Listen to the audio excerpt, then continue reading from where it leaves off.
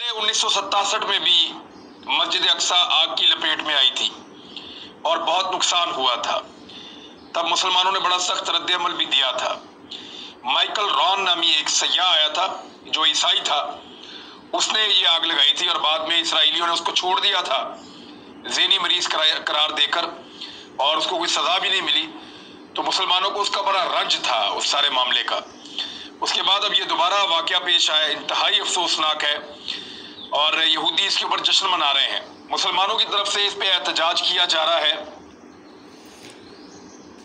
देखिए, यहूदी तो जश्न मनाएंगे ना, यहूदी तो जश्न मनाएंगे अपनी कामयाबी का, और मुसलमान रंज मना रहे हैं। और जिस तरह आपने लिखा है कि 57 इस्लामी ममालिक में सिर्फ़ 2 ने, एक उर्दुगान यानी तुर्की के सदर ने और दूसरा इमरान खान पाकिस्तान के वज़ीर-ए-आज़म ने थोड़ा बहुत एहतजाज किया, और ये इसी तरह कर देते हैं। इनकी मिसाल बिल्कुल वो जो नहीं होते फार्मी मुर्गे, जब कोई गाहक आता है और वो जो होता है ज़िबा करने वाला, वो अंदर हाथ डाल के वो पकड़ता है किसी एक को, सारे मुर्गे थोड़े से कड़ांक कड़ांक करके और फिर उसके बाद खामोश हो जाते हैं। तो ये 2 आदमी हैं, थोड़ा बहुत कड़ांक कड़ांक करते हैं, इमरान खान और उर्दुगान, लेकिन अमली दुनिया में ये भी नहीं आ पा रहे हैं। बस इनको भी इंटरनेशनल बरादरी को नाराज़ ना हो जाए, इनके जनाब फलाना नाराज़ हो जाए, तो ये असल में इनके अकीदे के अंदर ख़राबी है मेरे भाइयों। ये जो है ना, मुकम्मल तौर पर ये दीन इस्लाम का जो बुनियादी अकीदा उससे असल में इन्होंने मुँह मोड़ लिया है। तो ये अल्लाह के अज़ाब आ रहे हैं, और तरह तरह के अज़ाब आ रहे हैं, चाहे ये कोरोना की शक्ल में हो, चाहे ये आपस में अफरा तफरी की शक्ल में हो, और फ़िरका बंदी की शक्ल में हो, महंगाई की शक्ल में हो, इस तरह की चीज़ें, ये अल्लाह के अज़ाब आते हैं।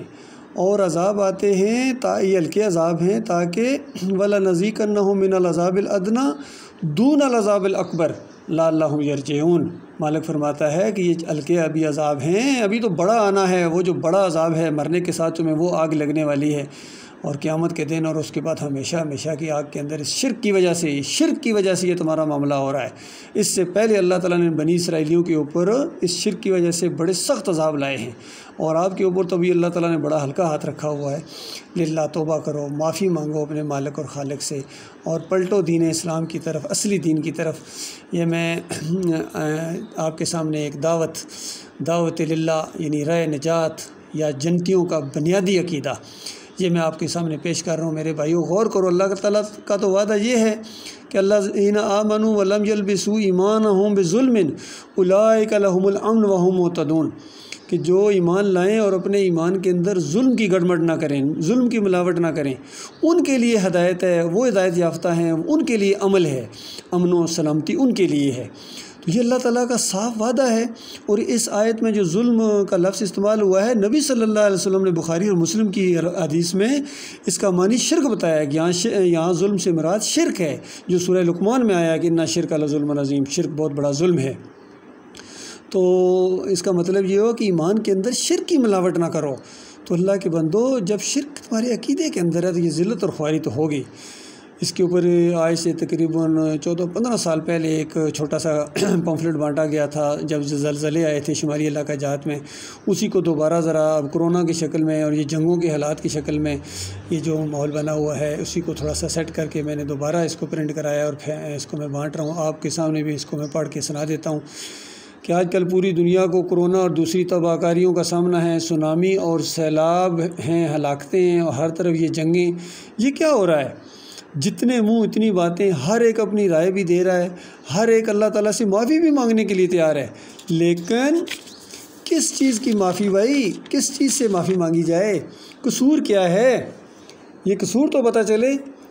इनको ये बात कोई नहीं बताता है। पिछली कौमों के वाक़यात अल्लाह ताला ने कुरान में इबरत के लिए बयान किए थे कि आखिर क्यों इनको तबाह बर्बाद किया गया, इनका कसूर क्या था। अल्लाह ताला फरमाता है, इनसे कहो कि ज़मीन पर चल फिर कर देखो, तुमसे पहले कितनी बस्तियां थीं, आखिरकार तहस नहस कर डाली गईं।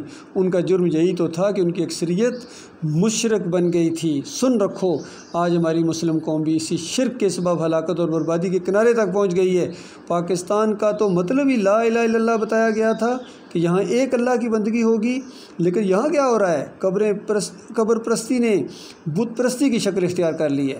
سن رکھو یہ جو سماع موتا، مردوں کے سننے کا عقیدہ، حیات نبی فی القبر کا عقیدہ، یہ شرک کی جڑ ہے۔ اور نبی علیہ السلام جو ہیں وہ قبر میں زندہ نہیں ہیں بلکہ جنت الفردوس میں زندہ ہیں۔ اسی طرح سارے شہداء جنتوں میں زندہ ہیں۔ کوئی اب وہاں سے آگے آپ کے لیے نہیں لڑے گا میرے بھائیوں۔ آپ کو اپنا ایمان عقیدہ درست کر کے صحابہ کرام کی طرح اٹھنا پڑے گا۔ خود پہلے اپنا عقیدہ درست کرو، ایمان درست کرو، تب تم یہودیوں کا مقابلہ کر سکو گے، ورنہ یہودیوں کا عقیدہ اور تمہارا عقیدہ تو بالکل ایک جیسا ہے، آپس میں ملتا جلتا ہے۔ یہودی عزیر علیہ السلام کو اللہ کا بیٹا قرار دیتے ہیں، اللہ کی ذات کا ٹکڑا کہتے ہیں، اور یہ مسلمان نبی علیہ السلام کو اللہ کی ذات کا ٹکڑا قرار دیتے ہیں، اللہ کے ساتھ اس طرح شریک ٹھہراتے ہیں۔ تو آپ کے اوپر تو اللہ تعالیٰ نے ایسے لعنتی لوگوں کو چڑھا دیا ہے جن کے اوپر لعنت برسائی گئی تھی۔ نبی علیہ السلام نے آخری دنوں میں اپنی وفات سے چند دن پہلے اور آخری بالکل جو وقت تھا اس میں کبھی چادر منہ کے اوپر ڈالتے ہیں، کبھی نیچے کرتے ہیں اور کہتے ہیں لعن اللہ الیہود والنصارى اتخذوا قبور الانبیاء والصالحین مساجدا۔ اللہ کی لعنت یہودیوں کے اوپر، ان عیسائیوں کے اوپر، انہوں نے اپنے انبیاء اور صالحین کی قبروں کو مساجد بنا لیا تھا، وہاں سجدے کرتے تھے۔ تو بتاؤ وہی کام آج مسلمان کر رہے ہیں یا نہیں کر رہے ہیں؟ بھاٹی میں علی اجویری کی قبر کو جا کر دیکھو، بری ماؤں کو جا کر دیکھو، سیون کو جا کر دیکھو، عبداللہ شاہ غازی کے مزار پر جا کر دیکھو، جہاں بھی جاؤ گے۔ یہ تو چند میں نے نام لیے ہیں، ورنہ ملتان شریف تو بھرا مزاروں سے، اور ہر جگہ یہ مزار پوجے جا رہے ہیں۔ تو یہ خالص بت پرستی ہے۔ اللہ کے بندوں، ان کے سامنے جھکنا، ان کے رکوع اور سجدے ثابت کرنا، یہ خالص یہودیوں اور لعنتیوں کا طریقہ ہے۔ تو جب لعنتیوں کا طریقہ اختیار کرو گے تو اللہ تعالیٰ تمہارے اوپر رحمت کس طرح برسائے گا؟ اتنی سادہ سی بات میری پیاری قوم تمہیں نہیں سمجھ آ رہی ہے۔ وہ کون تمہیں سمجھائے گا؟ تمہارے مولوی اور پیر تو کھانے میں لگے ہوئے ہیں، کھانے پینے میں لگے ہوئے ہیں۔ انہوں نے اپنے دین کو دکانداری کے اندر تبدیل کر دیا ہے۔ نماز پڑھانے کے پیسے لیتے ہیں، اذان دینے کے پیسے لیتے ہیں، فرقے میں بٹ گئے ہیں، کوئی بریلوی بنا دیا گیا، کوئی دیوبندی بنا دیا گیا، کوئی اہل حدیث بنا دیا گیا۔ ان کی طاقت کو پارا کر دیا گیا، اور اب نہ عربوں کے اندر وہ دینی غیرت رہی، نہ ان کی عربی غیرت بھی ان کی ختم ہو گئی، اور ان مسلمانوں کے اندر بھی اب وہ ایمانی غیرت، ایمان کے ساتھ حیا ہوتا ہے اور غیرت ہوتی ہے۔ جب ایمان کے اندر شرک ہے تو لہٰذا وہ حیا اور وہ چیزیں ختم ہو گئی۔ 2 سال سے کشمیر میں لاک ڈاؤن لگا ہوا، ماں اور بہنوں کے ساتھ وہاں کیا ہو رہا ہے بتائیے؟ کسی کے کان پر جوں نہیں رینگتی ہے۔ کمانڈو دستے ہمارے پاس، رینجر ہمارے پاس، پولیس ہمارے پاس، ایٹم بم ہمارے پاس۔ کیا وہ شب رات کے لیے رکھا ہوا ہے؟ اللہ کے بندو، یہ معاملہ ہوتا ہے۔ اور دیکھیے جب اصلی مسلمان تھے تو ایک خاتون کے خط چھوٹا سا ایک رکا اس نے لکھا تھا مسلمانوں کے بادشاہ کو اور خلیفہ کو، تو محمد بن قاسم 17 سالہ نوجوان آیا اور اس نے راجہ دیر کی اینٹ سے اینٹ بجا دی۔ 17 سالہ، یہاں 70 سالہ جرنیل بھی وہ نہیں کر پاتے ہیں میرے بھائیوں، میڈل اٹھائے نہیں جاتے ہیں، لیکن ایمان عقیدے کی کوئی پرواہ نہیں ہے، کوئی پرواہ نہیں ہے ان کو، اور اپنی دنیا کے اندر مست ہیں۔ سارے ان اپنے سیاسی لوگوں کو دیکھو، مذہبی لیڈروں کو دیکھو، ساری قیادت ہماری یہ شرک کے اندر ڈوب گئی، اللہ کو گالیاں دینے والے۔